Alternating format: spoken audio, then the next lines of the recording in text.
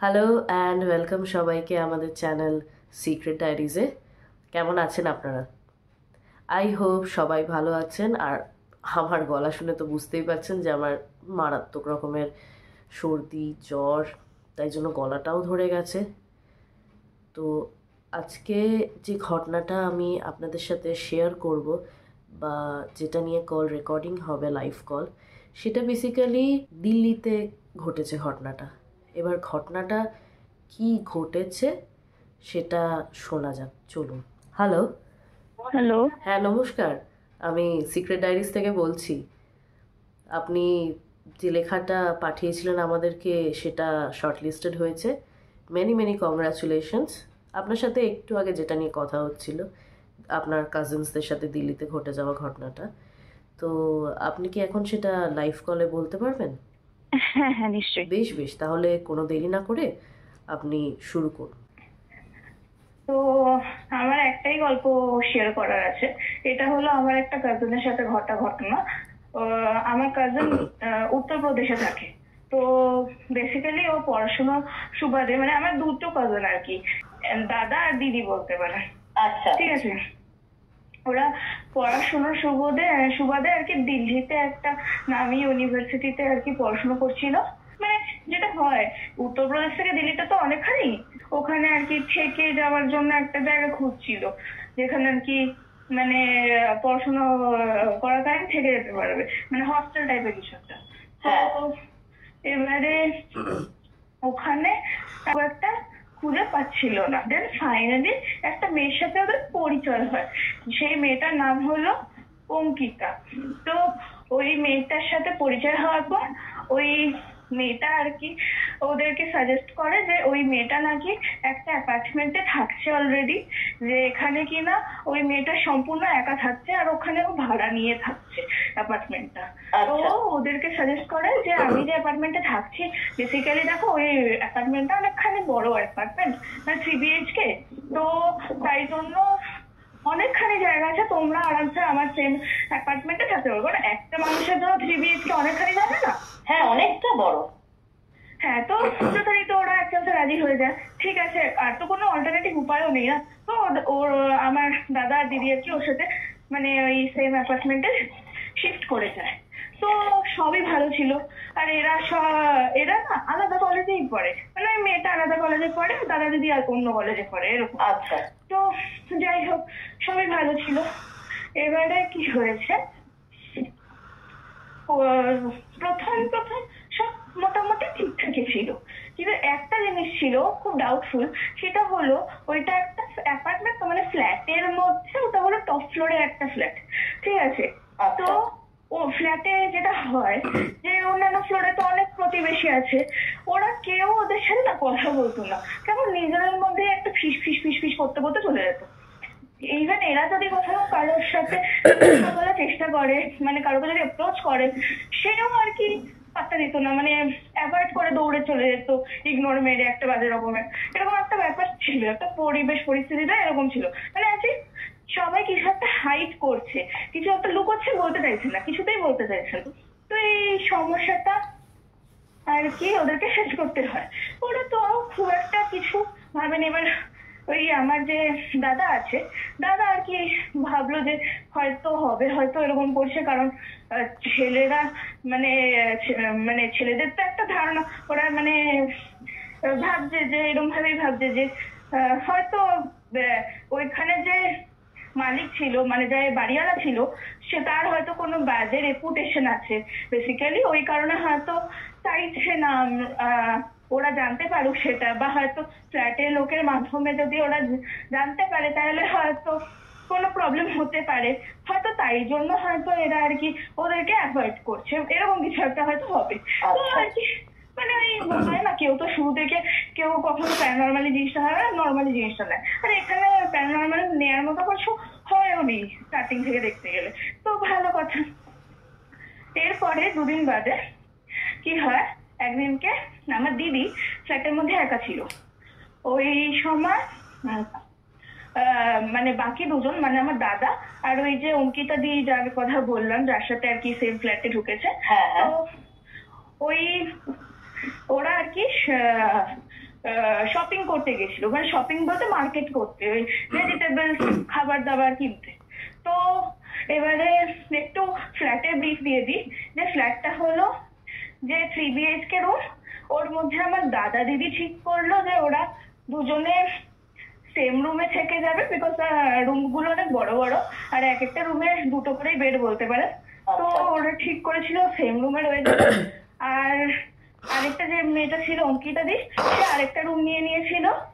আর ওদের আরেকটা যে এক্সট্রা রুম ছিল, থার্ড রুমটা, ওটা ওরা তাই জন্য দরকার লাগছে না, তো তাই ওরা ওইটাকে বন্ধ রেখে দিয়েছিল। ওরা ভেবেছে যে কখনো যদি ওদের বাবা মা ওদের সাথে দেখা করতে আসে, কারণ অঙ্কিতা দিয়েরও বাড়ির লোক অনেক দূরে থাকে, মানে বিহারের দিকে থাকে, আবার এদিকে আমার দাদারাও ইউপিতে থাকে। তো ওরা তাই জন্য ওই রুমটা আর কি লক করে রাখতো, যাতে মানে ওরা যদি আসে গেস্ট রুম হিসাবে ইউজ করা যাবে, যে বাবা মা আসলে ওই রুমে থেকে যেতে পারে, এরকম একটা ভাবনা। তো যাই হোক লক থাকতো। আর এই 3টে বেডরুম আর কি, একটা কমন ওয়াশরুম আছে, আর একটা কমন হল আছে, মাঝখানে আর কি হলটা পড়ে। এই হলো রুমের কাঠামোটা। তো যাই হোক, আর ওই হলের মধ্যে আছে ওপেন কিচেন, ঠিক আছে। আচ্ছা। তো আর ওই হলের মধ্যে তোমার ওই সোফা, ডাইনিং টেবিল, তো ওগুলো সব সেম হলেই থাকে। হ্যাঁ ভালো। তো এবারে যথারীতি আমার দাদা আর দিদি গেছিল মার্কেট প্লেসে ওই জিনিস কেনাকাটি করতে। না, দাদা আর অঙ্কিতা দি গেছিল, দিদি ভাই ঘরে ছিল। তো এবারে যথারীতি কি হয়, হঠাৎ করে খানিক্ষণ বাদে আমার দিদি দেখে কি, আরেকটা ব্যাপার হলো কি, এই রুমটা, এই ঘরটা যেটা আছে টপ ফ্লোরে আছে, মানে টপ ফ্লোরে পাশেই আর কি বেরিয়েই হলো বারান্দা, আর বারান্দার সাথে টেরেসটা পুরো একসাথে রয়েছে, ছাদটা লাগোয়া। হ্যাঁ লাগোয়া। তো আর ওরা যখন রেখেছিল ভাড়া এত সস্তা, ওই টপ ফ্লোরটা ওদের একটা ডাউট হয়েছিল। তো ওরা আর কি যখন বাড়িওয়ালার সাথে কথা বলে, বাড়িওয়ালা বলে যে আসলে ওটা টপ ফ্লোর, তো আর আমরা জানি যে টপ ফ্লোরে কতটা গরম হয়, তো বেসিক্যালি ওই গরম হওয়ার কারণেই আর কি লোকজন আর কি নিতে চাইছে না। হ্যাঁ, ওই কারণে ওটা এত সস্তা রেখেছে প্রাইসটা। তো ভালো কথা। তো এবারে যথারীতি আমার ওই দিদি আর কি হট করে দেখছে ওই ছাদের ওপরে মানে কিছু একটা যেন নড়চড় করছে, কিছু একটা যেন হেঁটে বেড়াচ্ছে, এরকম মনে হচ্ছে, ঠিক আছে। তো ও ভাবে হয়তো ফ্ল্যাটের নিচে লোকজন নিয়ে হয়তো কেউ হয়তো ছাদে ঘুরতে এসেছে, কোনো ব্যাপার আছে। বাট সেরকমটা হয় না। আচ্ছা। তো যথারীতি এরকম আর কি ও যায়, গিয়ে আর কি দেখতে চায় যে ওই টেরেসের মধ্যে মানে কে হাঁটছে, ও স্টিল আর কি দেখতে চায় অন্ধকারের মধ্যে কেউ কেউ হেঁটে বেড়াচ্ছে, তাকে কি কেউ নেই। তারপর খানিক্ষণ বাদে একটা কিছুর সাথে ছাদের ওই ধাক্কা খেয়েছেও, একটা পায়ের মধ্যে কিছু একটা লেগেছে। ও তারপরে ও ফোনে ফ্ল্যাশ লাইটটা জ্বেলে আর কি চেক করে, দেখে কি একটা কাক ছিল, কাকটা মরে পড়েছিল আর পুরো রক্ত লেগে আছে ওইখানে। হ্যাঁ, আর ওই রক্তর মধ্যে দেখে ওইটা দেখে ও ভয় পেয়ে যায়। ও 10 সেকেন্ডের মধ্যে মানে চেঁচামেচি করে উঠেছিল, আর ঘরে তো কেউ নেই না তখন। আর যখন চেঁচামেচি করেছে বাইলা, ওই টাইমে আমার ওই দাদা আর ওই দিদিটা অঙ্কিতা দি চলে আসে। ওরা দেখে এরকম প্যানিক করছে আমার দিদি, আর ও না খুব ভীতু, ঠিক আছে, আমার দিদি খুব ভীতু। তো ওটা দেখে আর কি ওরা চলে আসে। ওরা তখন আর কি আমার দাদা যখন দেখছে এরকম ও প্যানিক করছে দেখে, তখন আর এবার অঙ্কিতা জিজ্ঞেস করার চেষ্টা করছে কি হয়েছে। তখন আর কি আর আমাদের বলার মতো স্টেজে ছিল না, কিছু বলতে পারছে না। তো তখন আর কি আমার দাদা আর কি নিজেই দেখলো যে সামনে ওরকম কাকটা পড়ে আছে, ওরকম রক্ত হয়ে আছে। তো দেখে আর কি বুঝতে পেরেছে মেবি এটাই দেখে ঘাতে গেছে। তখন আমার দাদাও জিনিসটাকে আর কি মানে নর্মালাইজ করার জন্য বললো যে হয়তো কোনো মাংকি এসে হয়তো ওইটাকে এরকম ভাবে মেরে হয়তো এরকম ভাবে ফেলে কোনো বাঁদর করেছে হয়তো, বা অন্য কোনো ভাবে হয়েছে। হ্যাঁ, তো তাই জন্য হয়তো ওটা ওরকম আছে, ওটা নিয়ে ভাবার কিছু নেই। তো ভালো কথা, ওরা তারপর ঘরে চলে গেছে। ঘরে চলে যাওয়ার পর সেদিনকে রাত্রেবেলা হঠাৎ করে অঙ্কিতা দিয়ে একটা নাইটমেয়ার দেখে। ও দেখছে যে ছাদের মধ্যে আমার দাদা আর কি হেঁটে বেড়াচ্ছে, ঠিক আছে, একটা অদ্ভুত ভাবে অ্যাজ ইফ স্লিপ ওয়াক করছে, ঠিক আছে, ও নিজের মধ্যে নিজের ঘুমের করে হাঁটছে। হ্যাঁ হ্যাঁ, মানে একদম হিপনোটাইজ ভাবে হাঁটছে, নট কমপ্লিটলি যে স্লিপ ওয়াক করছে, ওই চোখ খুলেই হাঁটছে, এবার মনে হচ্ছে হিপনোটাইজ ভাবে হেঁটে যাচ্ছে। তারপরে খানিকক্ষণ বাদে আমার দাদা ওই হাঁটতে হাঁটতে ছাদ থেকে ঝাঁপ মারলো, ঠিক আছে। ওইটা দেখে ওকে তারই ঘুম ভেঙে যায়, চেঁচিয়ে উঠে পড়ে। আর ওর চেঁচানো শুনে পাশের ঘর থেকে আমার দাদা দিদিও দৌড়ে দৌড়াতে চলে আসে। কি হয়েছে? তো অঙ্কিতা দি আর কি মানে বলে যে ওরকম ধরনের একটা নাইটমেয়ার দেখেছে। তো তখন আর কি ওই আমার দাদা বলে, না না ওরকম কিছু হয়নি, আরে চিল করো, নর্মাল, ওকে ফাইন, হয়তো তুমিও হয়তো কোথাও একটা গিয়ে ওই কাকের ইনসিডেন্টটা নিয়ে একটু ভয় পেয়েছিলে, তো হয়তো ওই কারণে তুমি এরকম ধরনের কিছু দেখলে, ভালো কথা। তো পরের দিনকে কি হয়, অঙ্কিতা দি যে কলেজটাতে পড়তো ওখানে না তাড়াতাড়ি ছুটি হতো, আর আমার দাদা দিদি যে কলেজটাতে পড়তো ওটা একটু না দেরি করে ছুটি হতো। তো অঙ্কিতা দি কলেজ থেকে বাড়ি ফিরে আসে, যখন এসে ও কি করে, ও বসে বসে আর কি ইউটিউবে আর কি ল্যাপটপ খুলে ইউটিউবে টাইম পাস করছিল, ঠিক আছে। তখন আমার দাদারা কেউ আসে না, তো কারণ আমি বললাম ওটা আর্লি ছুটি হতো, তো বসে বসে টাইম পাস করছে।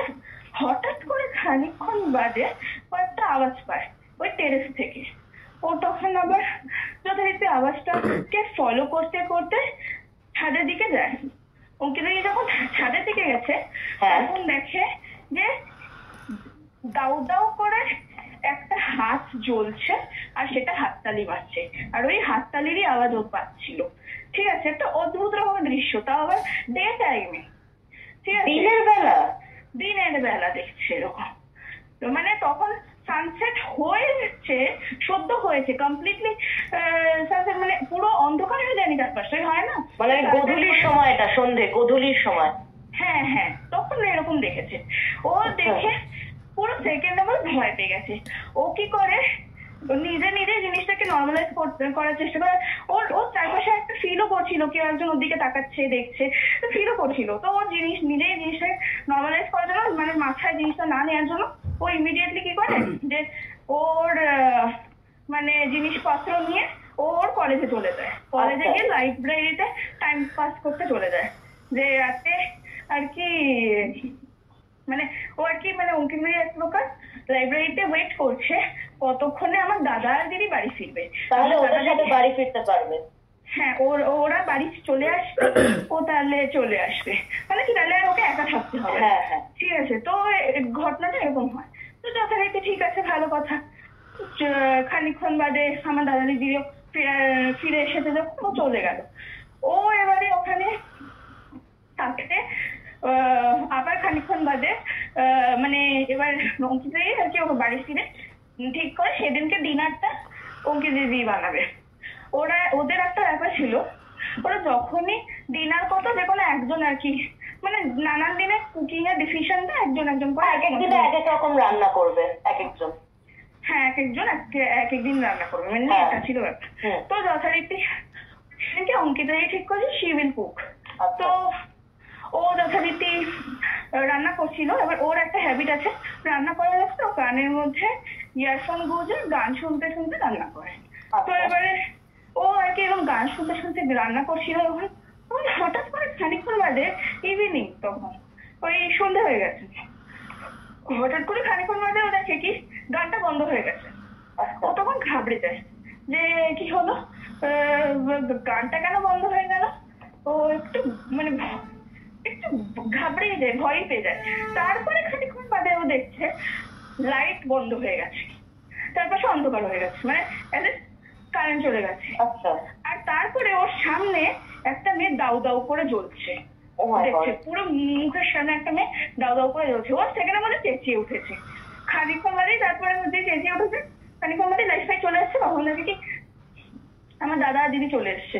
তখন ওকে বলে তুই কোথায় ছিলিস, তখন ওরা বলছে যে আরে আমরা তো নিচে মিট আনতে গেছিলাম, মাংস আনতে গেছিলাম আমরা নিচে, তোকে তো বলেই গেলাম, তুই তো আবার বললি যে ঠিক আছে অসুবিধা নেই, তুই তো বললি। তখন বলছে যে কিন্তু আমাকে তো তোরা বলে যাসনি। মানে ওরা শুনেছে অঙ্কিতাদি বলেছে হ্যাঁ অসুবিধা নেই, বাট এইদিকে অঙ্কিতাদি বলছে অঙ্কিতাদি কিছু জানেই না, শোনেনি যে ওরা সত্যিকারে যাচ্ছে বা কিছু, যে ওকে জানানো হয়েছে ও কিছু জানেই না। বাবা। তো ঠিক আছে, তো তখন আর কি অঙ্কিতাদি আর কি এটা নিয়ে আর মানে ঘাটায় না।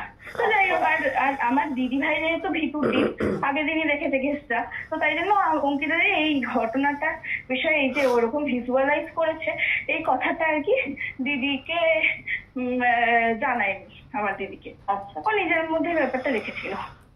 তারপরে কি হয়, ওরা আর কি এবার সেদিনকে যথারীতি মিট হয়েছে, রান্না করে খেয়ে নিয়েছে।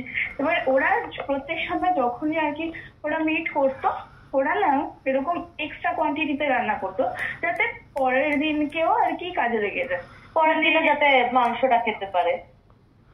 হ্যাঁ, either in the breakfast অথবা in the lunch। হ্যাঁ, যে কোনো একটা সময়। তো এবারে যথারীতি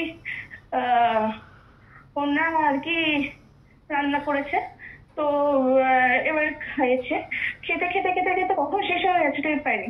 মনে হচ্ছে যে মানে তখন যেন আমার দিদির চোখে পড়ে, ও বলছে যে ওই আমি তো মানে এই বাড়িতে কোনো মাংস বাড়ছে না কেন, মানে ওরা সবাই নাকি কম কম কোয়ান্টিটি যেমন খায় তেমনই খাচ্ছে, তারপরে একটা বেঁচে যাওয়ার কথা, স্টিল যেন বাড়ছে না, ওর এরকম একটা ধারণা হয় আমার দিদি। আর তারপরে ও নোটিস করে দেখে এর আগেও প্রত্যেকবার যতবার ওরা মিট এনেছে ততবারই এরকম হয়েছে যে মাংস নাকি বাঁচে না, শেষ হয়ে যায়। আচ্ছা।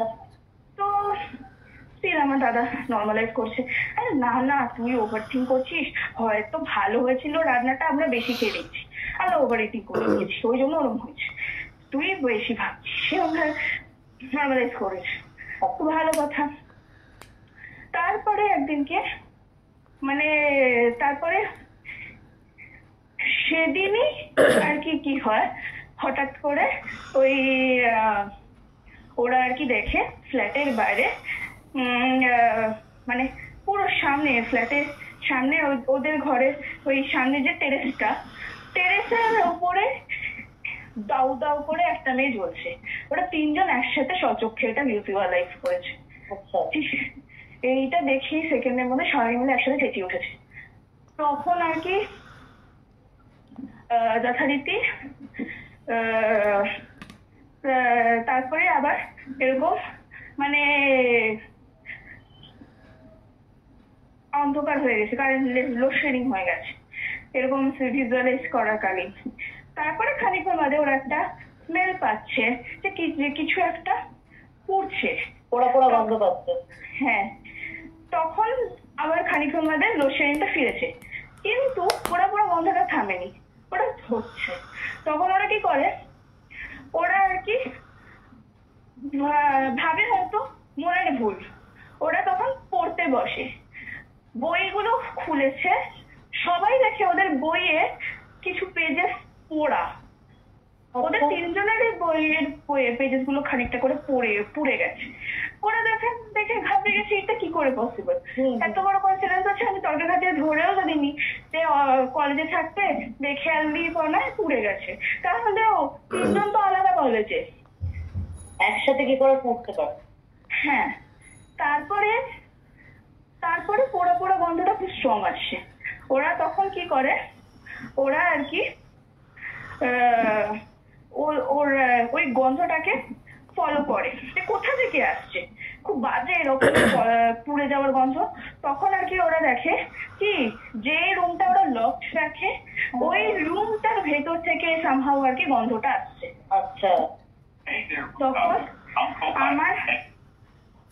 তখন আমার দাদা আর কি ওই রুমটায় আর কি করে, ও রুমটা খোলে না, ও কি করে ভেতরে কিসের গন্ধ হচ্ছে এনিহাউ যদি যাতে বোঝা যায় তাই জন্য ও কি করে, দরজার তলায় একটুখানি যে ফাঁক থাকে, হ্যাঁ, ওই তলা দিয়ে উঁকি মেরে দেখার চেষ্টা করে।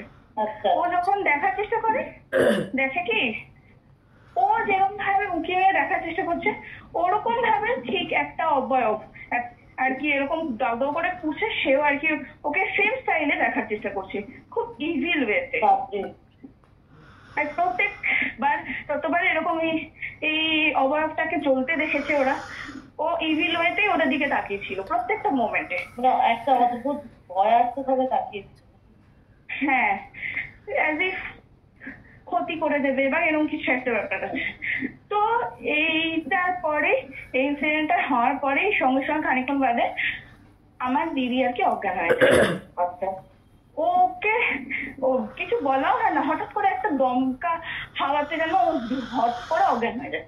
আর তারপরে ওই পোড়া গন্ধটা ধীরে ধীরে আমার দিদির গা থেকে আসতে লাগে অল্প অল্প করে। আর ওরা তখন চেক করে দেখে দিদির গায়ে অ্যাজ এ হাই ফিভার চলে এসছে। তখন আর দেরি না করে আমার দাদা ইমিডিয়েটলি আমার মানে যে মাসিকে আর কি ফোন করে।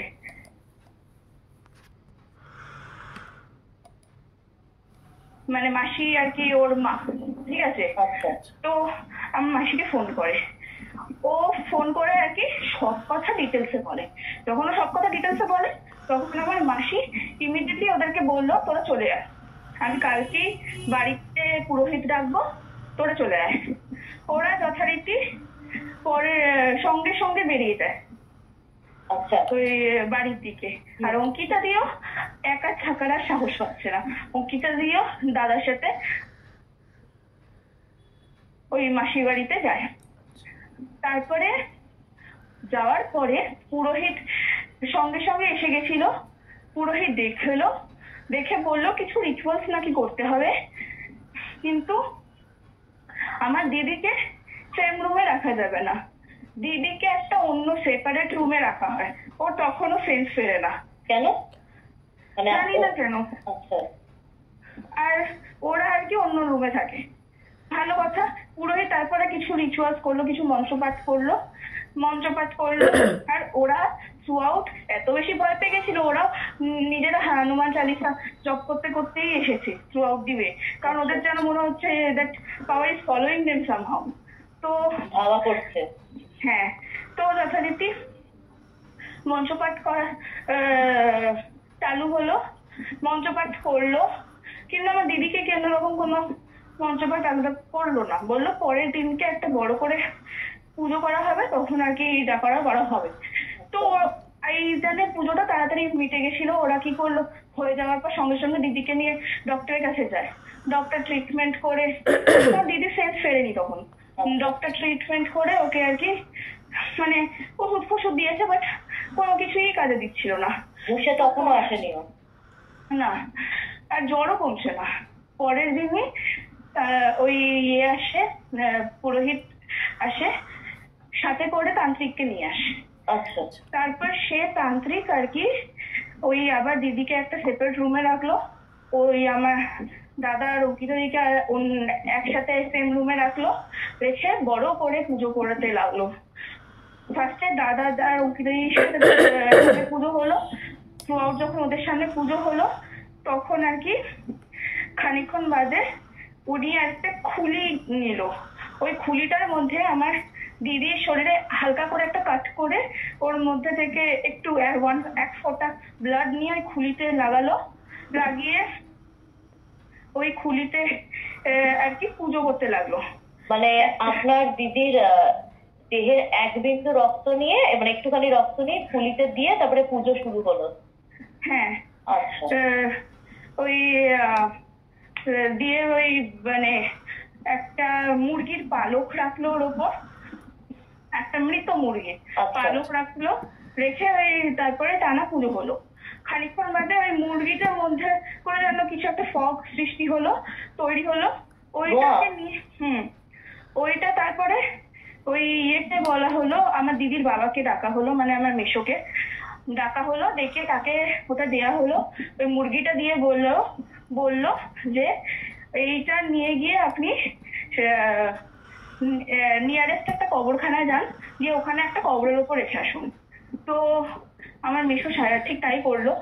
তারপরে খানিকক্ষণ বাদে আমার ওই দাদা ভাইকে আর অঙ্কিতা দিকে দুটো ডিম দিল। ওই মুরগিটারই ডিম ছিল।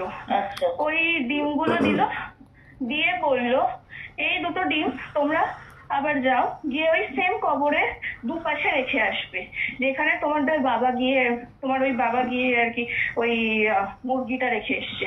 ওরা গেল, মুরগিটা মৃত মুরগি ছিল। হ্যাঁ, তো ওরা গেল গিয়ে ডিমটা আর কি ওখানে রেখে দিল। তারপরে ফিরে আসার পর ওদের মধ্যে একটা জ্বর চলে এলো, ওদের হঠাৎ ফিভার স্টার্ট হয়ে গেল। আর তারপর ওরা ফিরে আসার সঙ্গে সঙ্গে তান্ত্রিকের সামনে আর কি অজ্ঞান হয়ে পড়ে গেল অঙ্কিতা দি আর আমার দাদা।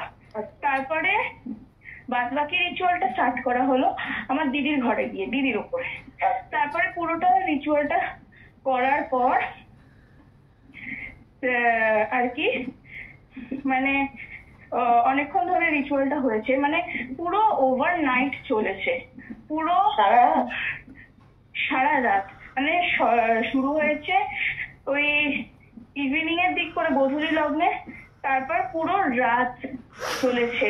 আর এরা টানা পুজোটা করলো মানে কোন রকম কোনো ব্রেক না নিয়ে, পুরো ভোর অব্দি, সানরাইজ অব্দি পুরো পুজোটা চলেছে। তারপরে খানিক ধীরে ধীরে আমার দিদির সেন্স এলো, আর ওইদিকে আমার দাদা আর অঙ্কিতা দিরও ঠিক একসাথে সেন্স এলো।